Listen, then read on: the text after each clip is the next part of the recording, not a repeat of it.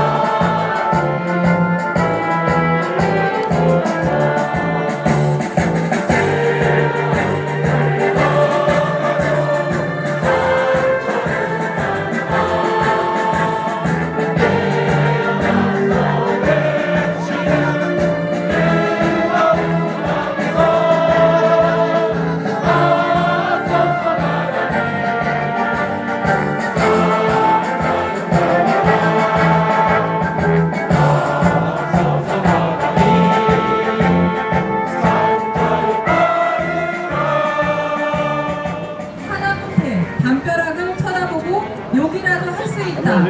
하려고 하면 너무 많다라는 귀한 말씀 주셨는데요. 저희 접수대에 담벼락을 설치했습니다.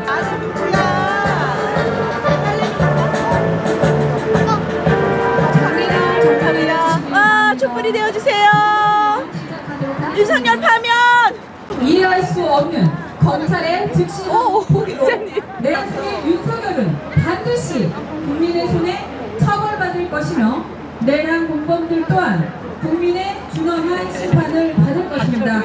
즉각 파면 촉구 집회를 함성과 큰 박수로 시작하겠습니다.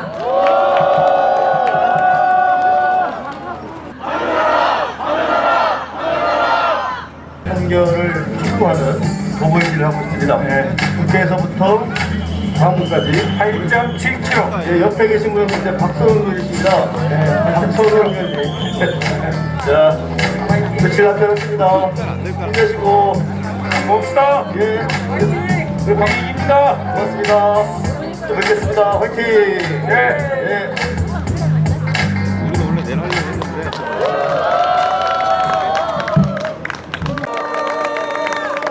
네, 다음은 언제부터 대한민국의 법이 이렇게 고무줄이었습니까? 70년 넘게 이어온 법이 윤석열 한 사람을 위해서 시간 단위 계산이라는 맞춤형으로 바뀌었습니다. 그리고 얼마 지나지 않아 다시 날짜 계산으로 하라고 지침을 내렸습니다. 법원의 결정에도 즉시 항고도 하지 못하는 검찰은 내란 숙의 윤석열에 맞춤형 특혜를 준 것입니다. 이로써 검찰도 내란의 공범임을 스스로 자백한 것입니다. 시부저 검찰총장은 자신이 평생 몸담아온 본인이 살아가는 검찰 조직을 관에 넣고 아예 못을 박았습니다.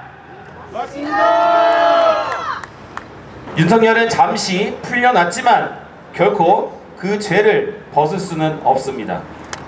넘쳐나는 증거와 증언들이 다시 윤석열을 구치소로 보내고 이번에는 빠져나올 수 없도록 할 것입니다. 거짓과 변명으로 일관하며 위기를 모면하려는 모습, 국민을 분열과 갈등 속으로 몰아넣으며 오직 자신의 이익만을 추구하는 모습, 이런 자는 반드시 파면되어야 합니다. 비상계엄을 선포한다고 그렇게 당당하게 외치던 내란의 수괴가 자기는 몰랐다, 아니면 나하고는 무관한 일이다, 뭐 계몽을 시켰다, 온갖 잡소리를 늘어놓으면서 아마 파면은 본인도 당연하다라고 생각하는 것 같아요. 근데 내란죄를 피해보려고 자기 동지들도 배반하고 국민도 배반하고 온 나라를 절단내고 있습니다. 제가 생각할 때 윤석열의 죄는 크게 세 가지인 것 같아요. 첫째는 당연히 국민을 배반하고 내란을 일으킨 수괴죠. 민주공화국에서 헌정질서를 부정하고 군사독재를 추진하겠다는 44년 만에 이런 망상을 일으킨 국가범죄자입니다. 내란 수괴는 잘 아시겠지만 사형하고 무기징역밖에 없습니다. 윤석열은 파면도 파면이지만 영원히 사회에서 격리해서 죽을 때까지 대한민국 민주주의의 반면교사로 우리 아이들에게 저런 사람이 되지 말자는 교과서로 썼으면 좋겠다고 생각합니다. 여러분 어떻게 생각하십니까? 두 번째, 윤석열은 매국노예요. 이번에 윤석열을 풀어준 심우정 검찰총장, 그 사람을 검찰총장으로 발탁한 게 정진석 대통령 비서실장이에요. 심우정 아빠가 심대평 전 지사잖아요. 정진석의 후견인이죠. 이 사람들은 과거 친일에서 또 매국에서 또 변절로 지난 수십 년 동안, 거의 100년 동안 춘천권의 또어리를 들고 대한민국의 정기를 흐렸던 사람입니다. 그 사람들의 마지막의 마지막 자손이 이번에 다시 헌정질서를 도탄에 빠뜨렸습니다. 그리고 잘 아시겠지만 윤석열과 함께하는 친일파들이 일본에 굴종하고 북한과 대립하면서 한반도의 평화를 해쳤어요. 이번에도 만약 평양 무인기 사건이 어떤 방향으로 튀었으면은 정말로 우리가 어떤 세상을 맞이했을지 모릅니다. 내란 수괴이자 매국노인데 정말 희한한 것이 주술에 빠져 있어요. 우리나라가 사회갈등이 굉장히 심한 사회인데 그래도 종교적 관용만큼은 어느 정도 우리나라가 있었습니다. 근데 이상한 주술 세력 아니면 극단적인 종교 세력과 손잡고 전광훈, 손현보 이런 사람들과 함께 이 나라를 극우의 바다로 몰아넣고 있습니다. 저는 이 대한민국의 역사적인 범죄자인 윤석열을 처단하지 않고는 대한민국이 한 발짝도 나갈 수 없다고 생각하는데 여러분들 그렇게 생각하십니까?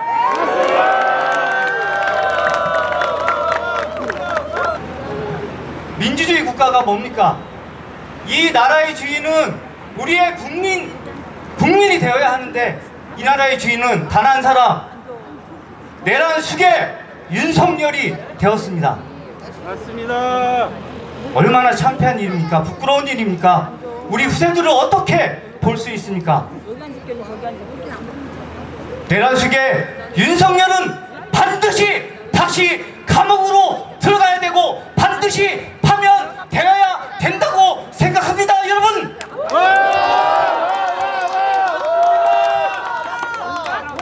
국민의힘 이 집단은 윤석열의 내란에 대해 단 한 번도 진심 어린 사과와 반성을 한 적이 없습니다.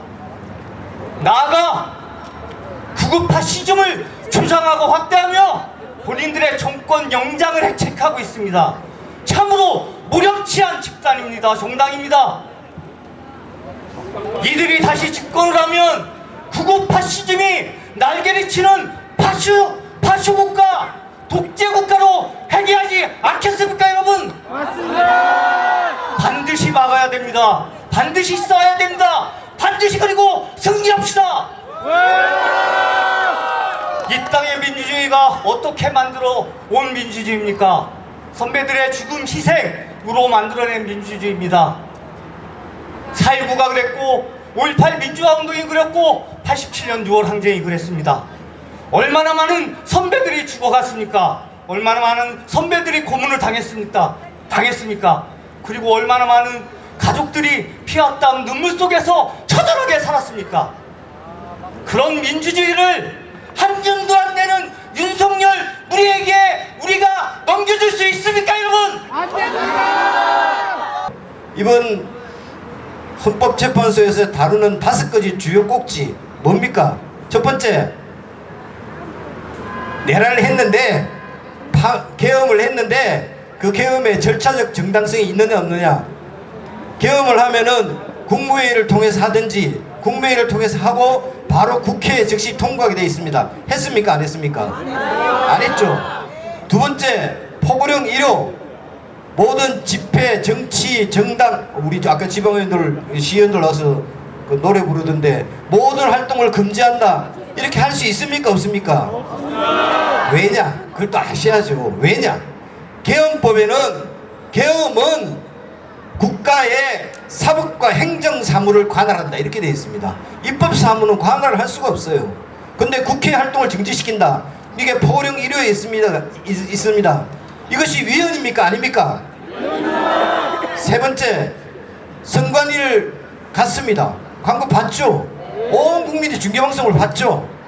근데 선관위를 가면 됩니까? 안 됩니까? 선관위는 사법기관도 아니고 행정기관도 아닙니다.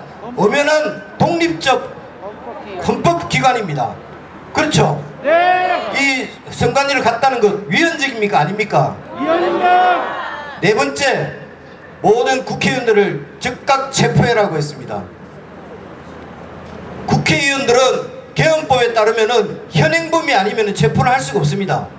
위헌입니까? 아닙니까? 위헌입니다. 그 다음에 국회를 봉쇄했습니다. 국회 활동을 봉쇄한다는 것은 국회 활동을 못하게 하는 겁니다.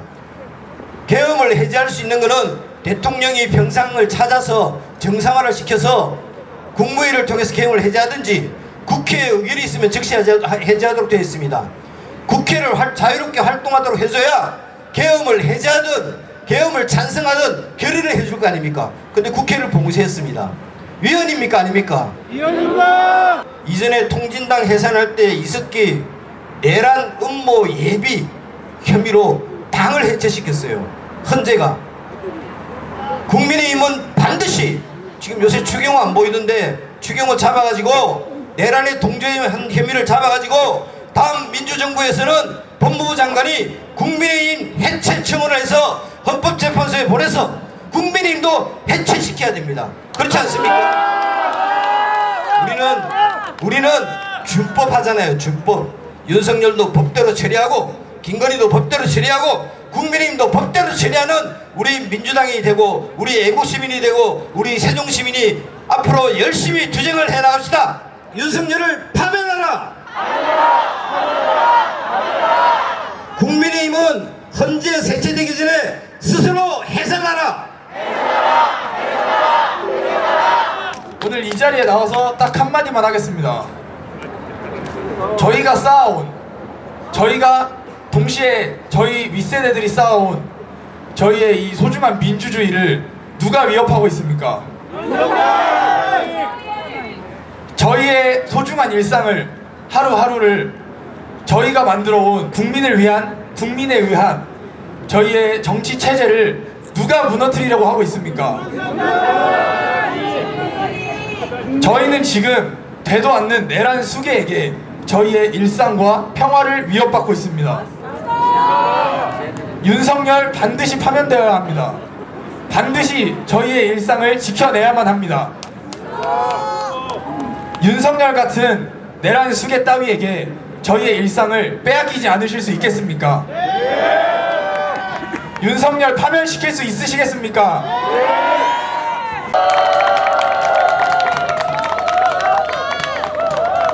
저희 거리행진은 나성동에서 정부 세종청사 민원동 공터까지 이동하도록 하겠습니다. 여러분들께서는 깃대를 보고 쫓아가 주시기 바랍니다.